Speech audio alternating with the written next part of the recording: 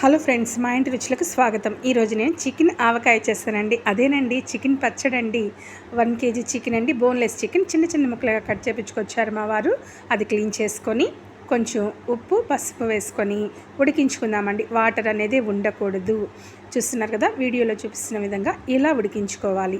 మనం deep fry చేసుకుందామండి. ఏ oil అయినా పర్వాలేదండి, మన దగ్గర ఉండిందే మనం వాడుకుందాము. ముందుగా ఆయిల్లో ఈ ఉడికించుకున్న చికెన్ ముక్కల్ని డీప్ ఫ్రై చేస్తున్నానండి. మరీ ఎక్కువ డీప్ ఫ్రై చేయొద్దు, ఎందుకంటే ముక్క గట్టి పడిపోతుంది. ఇదే ఆయిల్లో మనము ఒక 5 స్పూన్ల అల్లం పేస్ట్ అండి వేసుకొని దాన్ని బాగా ఫ్రై చేసుకుందాము. ఆ వీడియో అయితే స్కిప్ అయిపోయిందండి. ఇదైతే మసాలా అండి. దాల్చిన చెక్క 4, మొగ్గ 4, యాలకులు 4, ధనియాలు 4 స్పూన్లు, జీలకర్ర 2 స్పూన్లు అండి. ఇవన్నీ లైట్గా ఫ్రై చేసుకొని పౌడర్ అండి, అది కప్పు కారం వేసేసాను. అది మొత్తం చూడండి, చికెన్ పచ్చడి అయితే కలుపుకొని రెడీ అయిపోయింది. అసలు ఎంత బాగా వచ్చిందండి. పచ్చడి అంతా ఆరిపోయాక, ఈ చికెన్ పచ్చడి ఆరిపోయాక 5 నిమ్మకాయల రసం తీసి ఇందులో వేసేస్తానండి. ఇది 3 డేస్ తర్వాత చూస్తే చాలా బాగుంటుంది.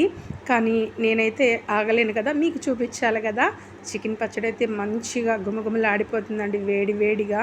అసలు ఎంత బాగుందో, వేడి వేడి అన్నంలోకి ఈ వేడి వేడి పచ్చడి వేసుకొని తింటుంటే ఉంది చూడండి. అబ్బబ్బబ్బబ్బా, ఎంత బాగుందంటే నోట్లో నీళ్ళు ఊరిపోతున్నాయండి అస్సలు.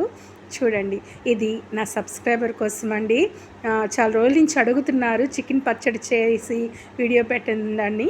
నేనే లేట్ చేశాను, సారీ అండి. మీకోసమే అండి ఈ చికెన్ పచ్చడి. చూస్తున్నారా, ఇది మీకోసమే.